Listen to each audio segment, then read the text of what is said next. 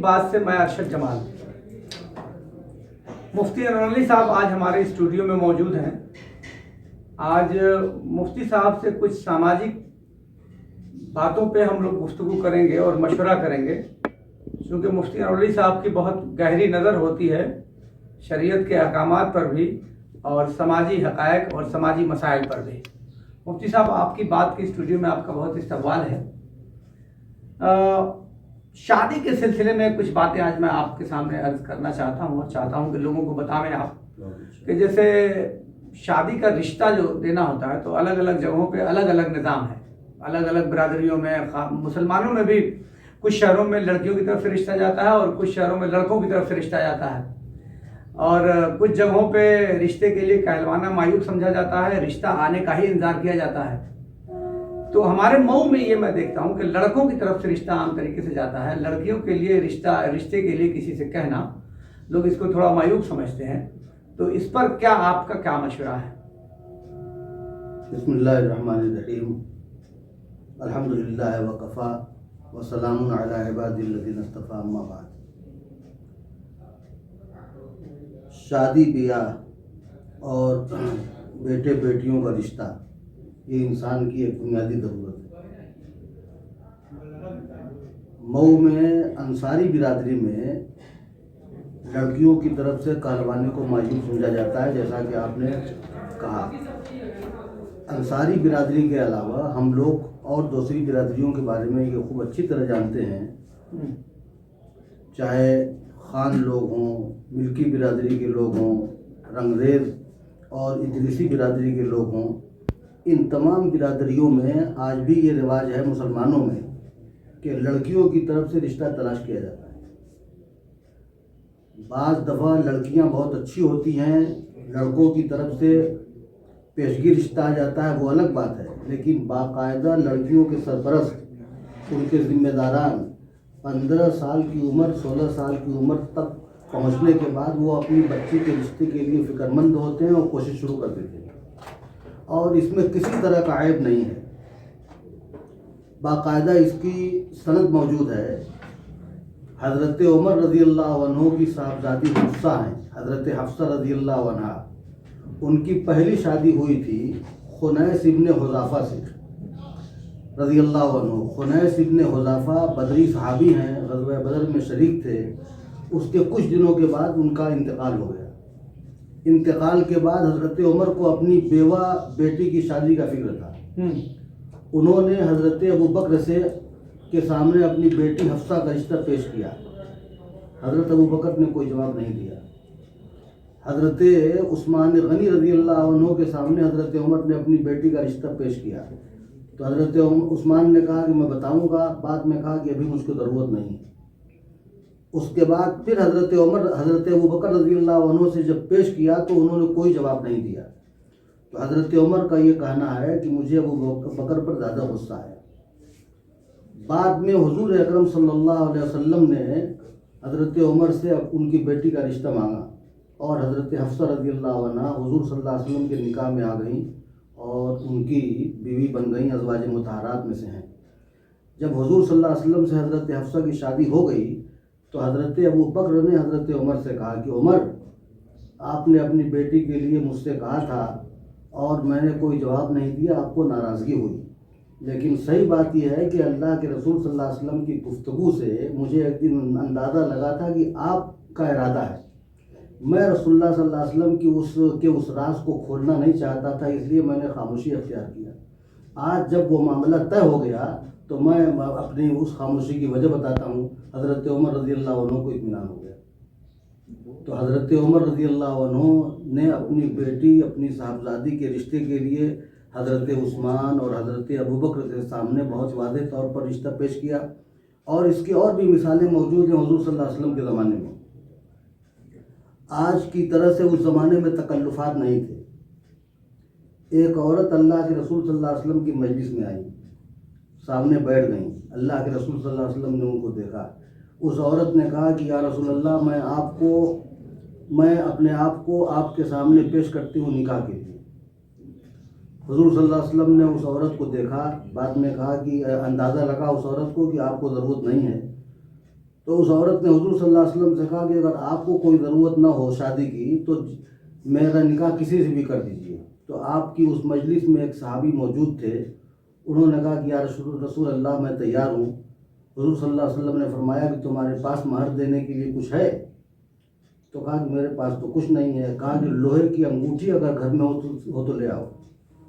گھر میں گئے, تلاش کیا, واپس آیا, کہا کہ وہ بھی نہیں ہے میرے پاس, دینے کے لیے لوہے کی انگوٹھی بھی نہیں ہے میرے پاس. حضور صلی اللہ علیہ وسلم نے پوچھا کہ قرآن پاک کی کچھ صورتیں یاد ہیں؟ تو کہا کہ ہاں. تو اس عورت سے اللہ کے رسول صلی اللہ علیہ وسلم نے اس صحابی کا نکاح کر دیا اس بنیاد پر کہ یہ صحابی تم کو قرآن پاک کی وہ صورتیں سکھائیں گے.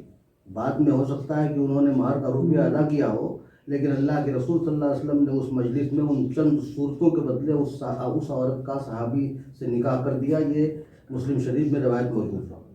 اب متعدد حوالوں سے آپ یہ سمجھ گئے ہوں گے یہ بات کہ شادی کے لیے بیٹی کا رشتہ ہو چاہے بیٹے کا رشتہ ہو, دونوں رشتے کے لیے کہنا یا کہلوانا دونوں میں شریعت کی طرف سے کسی بھی طرح کوئی پابندی نہیں ہے. اس لیے سماج یا معاشرے میں اگر کہیں سے معیوب سمجھا جاتا ہے تو وہ ٹھیک بات نہیں ہے.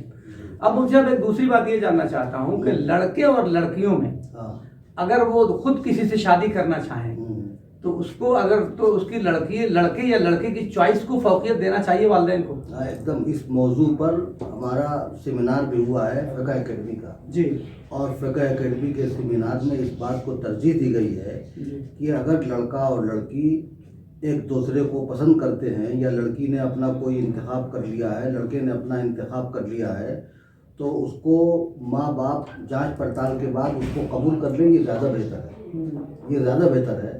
اور باقاعدہ فقہ اکیڈمی میں یہ بھی طے ہوا ہے کہ لڑکے کی منشا کے خلاف زبردستی اس کی شادی نہ کی جائے. لڑکیوں کے منشا کے خلاف کسی کے ساتھ زبردستی اس کی شادی نہ کی جائے. اس کے لیے منع کیا گیا ہے. یعنی ہماری شریعت میں جو باقاعدہ لڑکیوں سے اجازت لینے کا حکم ہے وہ اس کا مقصد ہی یہی ہے کہ اگر لڑکی تیار ہو تو وہ ہاں کرے, اور اگر لڑکی کسی لڑکے کے ساتھ شادی کرنے کے لیے تیار نہیں ہے تو اس کے لیے اس کو مجبور نہیں کیا جا سکتا. اس کا مطلب کہیں رشتہ اگر دیکھا جائے یا کہیں سے رشتہ آوے تو تھوڑا بچوں سے ہی مشورہ کر لینا چاہیے کہ تمہارا فلاں جگہ سے رشتہ آج کر کے حالات میں مشورہ کرنا, لڑکے لڑکی دونوں سے مشورہ کرنا انتہائی ضروری ہے.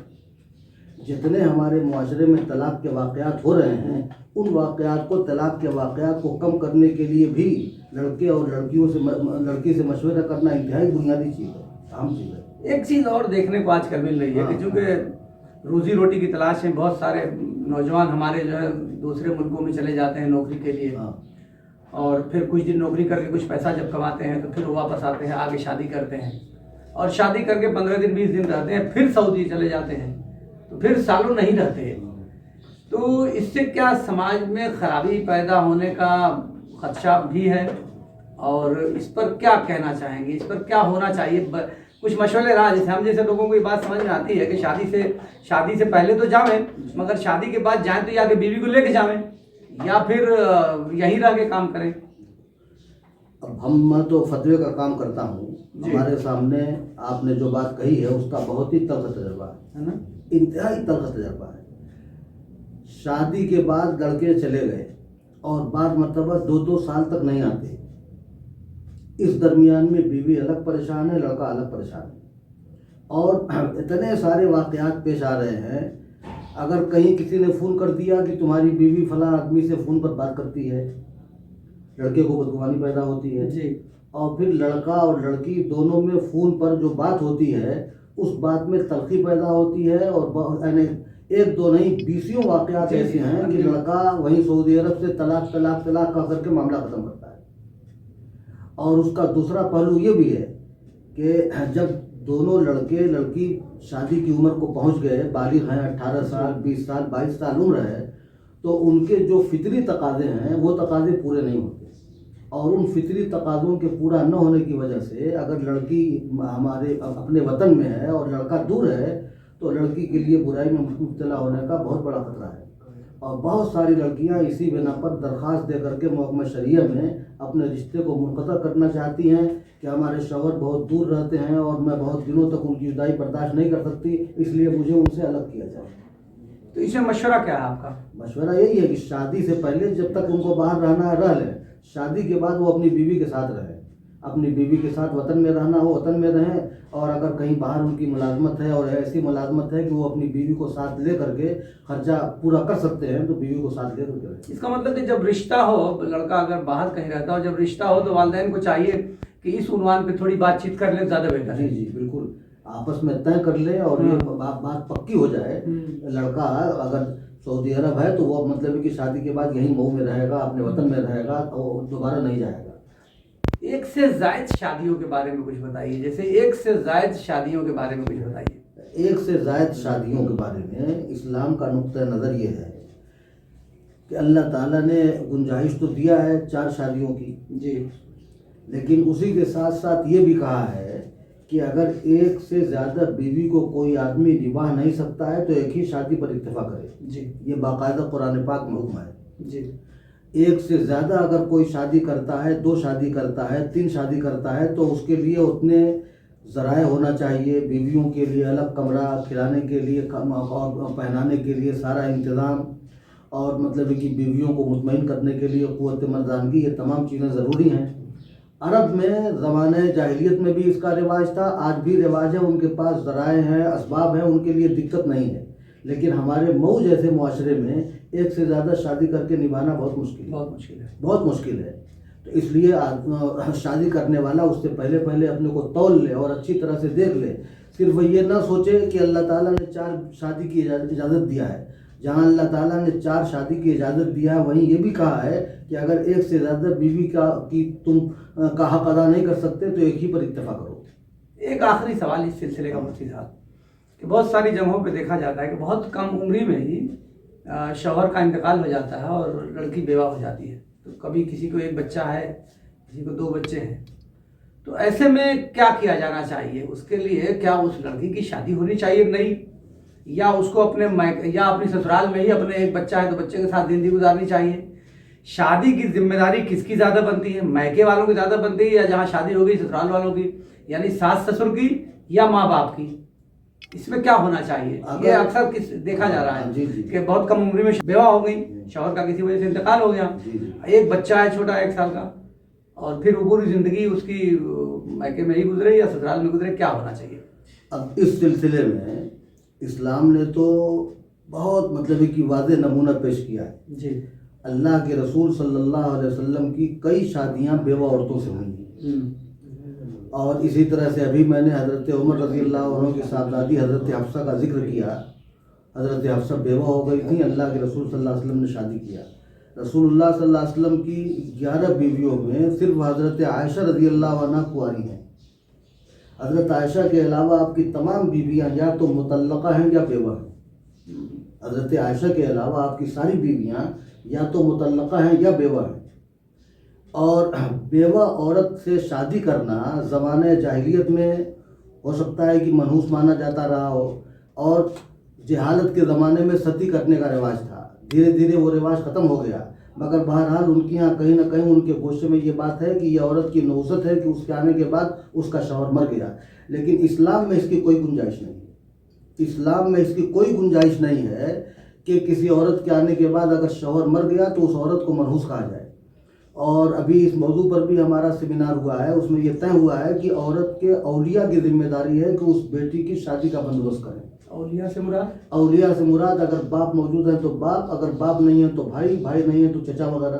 شادی ہو چکی ہے تو جی, شادی ہو چکی ہے تو سسرال میں اگر ہے تو, اب سسرال میں شادی کے بعد اگر بیوہ ہوتی ہے, ہاں مطلب کہ اگر سسرال کے لوگ تعاون کریں تو بڑی اچھی بات ہے. لیکن جہاں تک مسئلہ ہے ذمہ داری کا, اس بیوہ عورت کی جو ذمہ داری ہے اس کی ذمہ داری کا تعلق اس کے ولی سے ہے.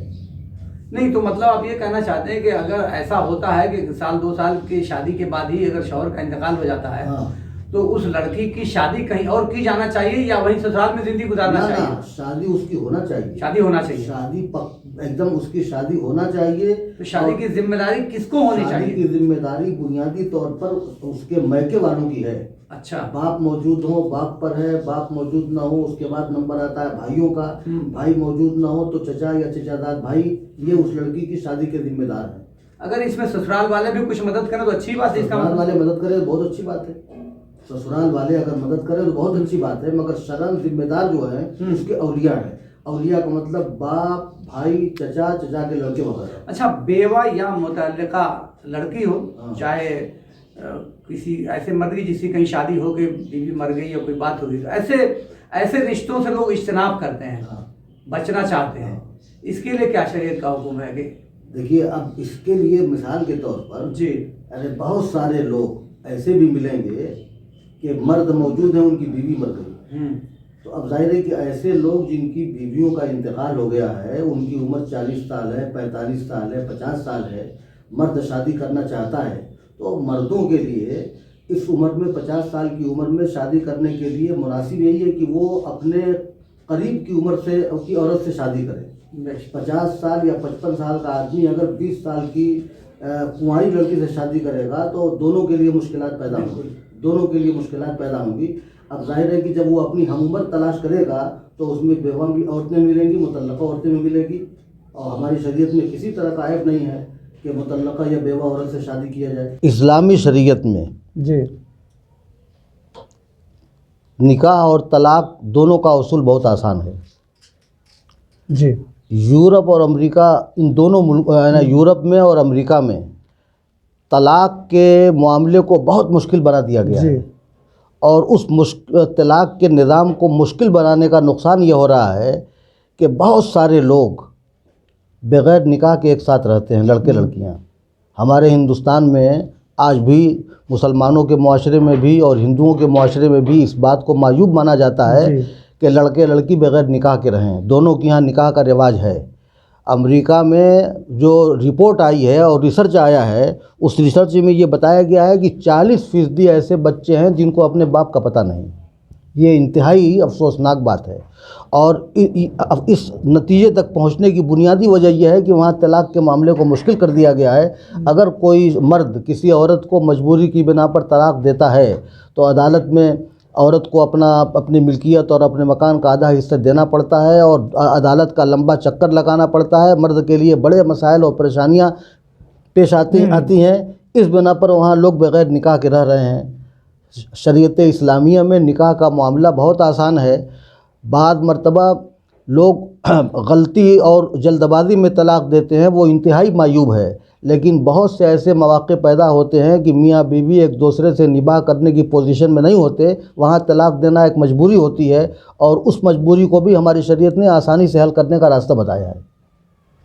ابھی آپ سن رہے تھے مفتی انور علی صاحب کو. بہت سارے سماجک اور معاشرتی مسائل پہ ہم لوگوں نے کئی ایک سوال کیے, جو بہت سارے سوالات ایسے بھی تھے جس کے بارے میں کھل کر لوگ سماج میں بات نہیں کرتے ہیں.